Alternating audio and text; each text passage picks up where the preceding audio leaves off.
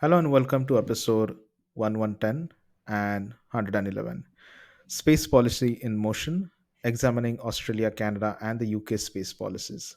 So, we have previously discussed on this podcast the policy and the law aspects. The law aspect was something that was very much recently discussed with, I think, the space lawyer Tanushree Joshi, and now we'll be taking a deep dive into the policy side as well.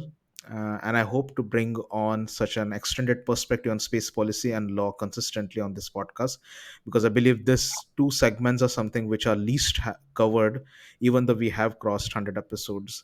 So, with this podcast, we'll be officially kicking off the conversation on the policy side as well. So, without any delay, I would like to welcome Marissa Martin. Hi, Marissa. Welcome to the podcast. Absolutely. Hi, I'm so Thank you very excited to much, be Marissa. I know here. there has been a lot of back and through due to the kind of traveling and the industry events. I think I was quite busy in October and September due to the events, so we couldn't basically record the podcast at that time.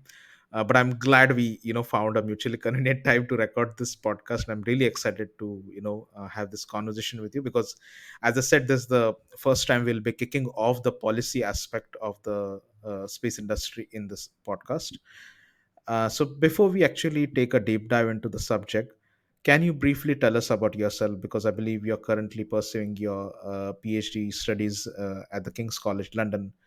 And how do you basically proceed with complete research and everything on the side of not only, I would say, networking in the industry, but even the way you look at certain aspects of the evolution that are happening in the industry? Because I believe policy is something that can change the course of the history for any technology industry. Uh, so, yeah, from that perspective, how did you end up doing what you're doing at the moment? Yeah, that's a great question. I'm in my third year of my PhD at King's College London. I'm in the Defense Studies Department and a part of the Freeman Air and Space Institute. Um, and I didn't get the space bug, so to speak, until I was about 20.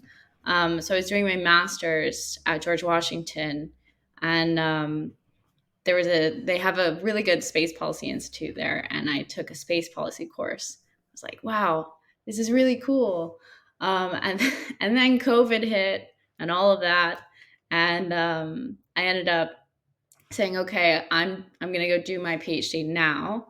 So I've moved over to London, started my PhD, and I really just really like looking at the development of space policy, and the countries that I've picked are the UK, Canada, and Australia, as you mentioned.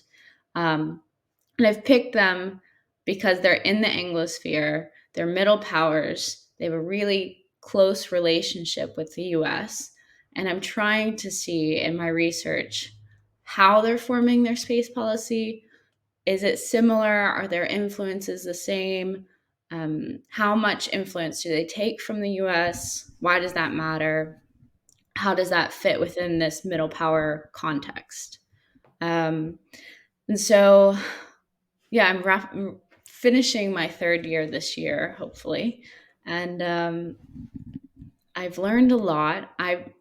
The process of doing a PhD, you look at document, you do a documents review, um, you do a deep dive into what policy there is and what policy there isn't, and then you also conduct interviews with different experts in the field. So I've talked to um, experts from Canada, Australia, and the UK, and that's how I get my Absolutely. information and put it Yeah, I all agree with together. you on the comparative side because I believe, I think a follow up topic of your PhD might be into how countries in the world are kind of trying to replicate the model of military and commercial cooperation in the space industry the way United States have. I mean, it took them almost 19-20 years to reach that point, Mhm. but no one has really cracked that code the way they have. Even though, I mean, in mainland Europe over here, we have a GovSatcom program and everything, but still the things are not streamlined the way I think United States has at the moment with their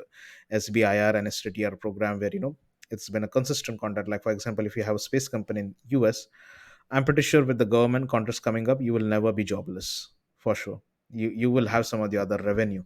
That's not the case, I think, in Asia, in Europe, or the Middle East, because the cooperation between the government, defense, and the commercial enterprises is something which is not yet streamlined. So yeah, I mean, I hope that your PhD is a kind of a kickstarter to inspire and help other countries too. The kind of examination that you have been doing with these three countries, especially. So yeah, I mean, proceeding ahead with the actual questions now. So what are the, from your perspective, I would say, what are the key drivers behind the recent space policy shifts in Australia, Canada, and the UK?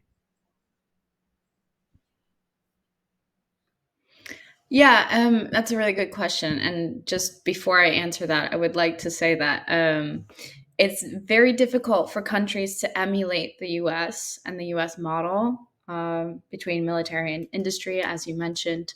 Um, and they're trying, but I also think these countries are too afraid to fail, where the US is not afraid to. US industry is okay with failing, they're ready to fail.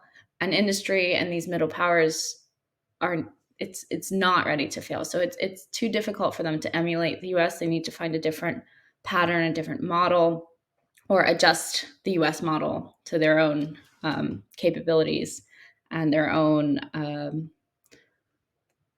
perspectives, let's say. But to answer your question, um, so I would say that there's been more focus, at least rhetorically, on aiding the commercial industries in each of these respective countries in the past 5 years or so. Um, but whether these words and this support for industry is actually turning into action is more of the real question, right? So in the UK, for example, the 2021 integrated review pledged support to the commercial industry, particularly to obtain and maintain a sovereign launch capability. Um, we've still not seen this come to fruition. And in fact, we watched Virgin Orbit go into bankruptcy and fail. So I'm not saying that the British government should have bailed them out, but it's certainly not a positive showing for British support for the commercial industry in the UK. In Canada, they really want to make use of the commercial space sector a lot more. Um, but they're struggling on the procurement end to do so. And if we were having this conversation a few weeks ago, I would have said that at least Australia has a project in the pipeline for a geo orbit SATCOM system, JP9102. But actually, this was canceled last week on the 4th of November. So the appetite for risk in all these countries is much, much slimmer than that of their greatest ally, the United States. And that's for a number of reasons. But again, namely, they're not ready to fail. They don't have the system and the network or support or financial backing to Absolutely. fail. Yeah, I think the one point that you mentioned about going out into the uncharted territories and taking the risk, I think it's kind of a similar thing that I have been observing even with countries like India. I'm originally from India and now based in France. I think with the French policies, I think the issue has been not with taking the risk, but I would say kind of iterating and streamlining a lot of processes in cooperation with the other European states. But with India, I think it's the same thing that you mentioned. It's kind of pretty much similar to what the other countries are doing. It's not taking the as much as risk as it should. I mean, there have been like several Mhm. incidents in the industry where I think India would have been able to scale the things the way it should have quite earlier in a previous decade, but it took them quite a long, even though it's one of the prominent, I would say, economies right after China in Asia. But yeah, I believe as we proceed ahead, we'll be able to get to know more and more the kind of capacity developments that will be happening. And I think a lot of things also depends on the kind of ruling government and the kind of policies they bring into the play at the end of the day. because this Mhm. shift or the risk taking capacities is all dependent on the kind of ruling government that is there and the kind of policies they are initiating. So I think the bolder the decision makers are, with of course a factual logical explanation on the policies, the more I think things will be balanced on both the success rate and the risk taking capacities as well. But yeah, I think I completely agree with your perspective. And proceeding ahead, I would say kind of little bit an extension of this previous question. How do Australia, Canada, and the UK balance national security interests with commercial space sector with respect to the growth in their policies? Yeah, yeah. So, I'm sorry. I think I answered the wrong question because you cut off for a bit. Yeah, Um, but the yeah, so they each have a vested interest in keeping their nations safe. Um, but again, their appetite for risk is just not high enough to yeah, manage the commercial space sector or to integrate the commercial space sector the way they should. Um, and so, unlike the US, they're really struggling to move forward with their commercial aspects, commercial industries. Um, they so the cancellation of JP 9102, which is what I mentioned earlier, um, that came out the 4th of November. And like you said, it was the Australian government that is currently in place that canceled the old government's plan to build this single orbit geo satcom system. And whether that's the right move or not, we'll see. But it's faced a lot of pushback from the industry in Australia, and a lot of people are not very happy with this decision. Um, I think, from my perspective, these countries want to grow their commercial space sectors, but they also want to remain close allies to the US. And so they're waiting for the US, and they might not say this, but they're almost waiting for the US to tell them or to at least signal what the US might need before they put more money into their own absolutely. commercial Yeah, industries. I think I agree with that perspective, especially considering the investment of Australia and world global wideband satcom system. I think WGS, that's what they call it, uh, because they invest quite a lot of taxpayers amount over there. But it's not the kind of advantage that they take out of it. You investing $600 million. It was kind of a similar thing within Europe as well. But since the launch of GovSat, I think a venture between Luxembourg government and SES, the tables have really turned actually after that. And I mean, Europe has started building its own military capacity and not dependent on the American systems. And with JP project, I was basically expecting that Australia will be on a similar path. But unfortunately, it was sad to see that that project is no more. But I hope whatever the capacities they are building, it Mhm. kind of keeps them on a path where there is a balanced perspective of keeping relation with the United States as well as building their own capacities too. Because I think the striking balance need to be very well need to happen, because at the end, looking from the geopolitical perspective, the Chinese interference is something that Australia has, so they have to keep up the relations with their allied nations actually. So I mean, yeah, of course this will involve a lot of, I think, geopolitical conversation if we go deep into this. But yeah, overall, I believe what you said makes complete sense in this way.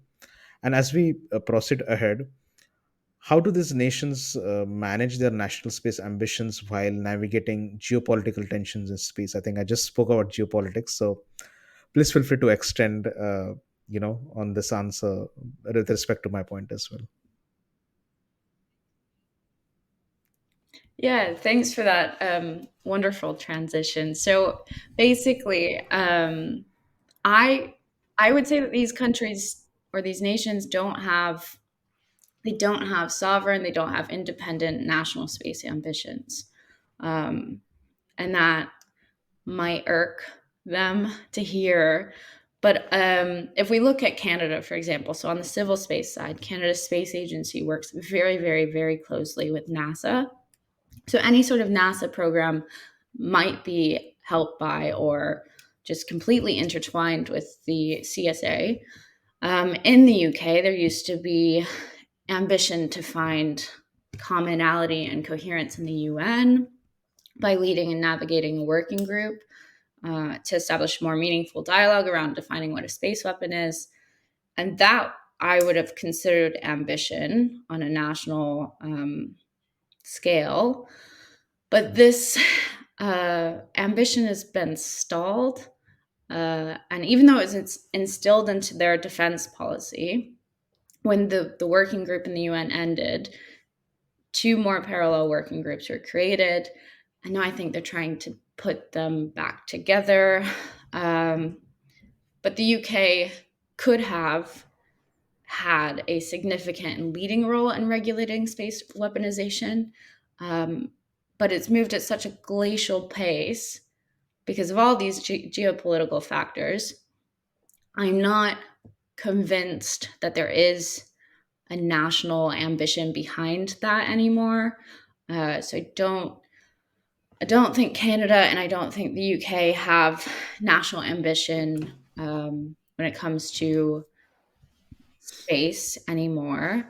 And I would also say that Australia does not have ambition, and it's even less so than the other two nations. And that's for two reasons mainly. So, one is that the Australian Space Agency, it's been very heavily criticized by Australian space experts as not having a vested role in the Australian space sector because there's been a lack of direction, a lack of communication, and by far and large, a lack of power to do anything. Um, Secondly, I would say Australia doesn't have national space ambition on the defense side either. And this comes back again to the fact that on the 4th of November, the Department of Defense in Australia canceled JP 9102. Um, and the reason behind this cancellation was because they said that the geo based SATCOM system that they had ordered seemed outdated due to all the technological advancements Yes. um, since its inception in 2021. But while they have said that they are looking more towards a multi orbit, not geo based, but SATCOM system, as it would better meet their strategic needs. They haven't actually announced anything concretely, and this leaves Yes. Australia in a space limbo, so to speak. And I would add that maybe this cancellation was a necessary step in order for Australia to meet their strategic priorities and objectives. But I would also caution that this current Australian government, in particular, has not been as friendly to Australian Yes. space endeavors as the previous one was. So the likelihood of them pushing forward another space project is Absolutely. quite low. Yeah, I think we are ending up this first part of the episode 110 with, I think, conclusion on the national security and the geopolitical aspect. I think it was a good hookup that we did to involve, because I think in a lot of countries this space policy aspect also affect or depend on the geopolitical tensions. I think Australia is a classic example of it. So yeah, I think yeah. So I would say Mhm. to the listeners, please listen to this podcast episode first, and then move to 111 episode, because we'll be continuing this part of the conversation in the next episode. Thank you very much.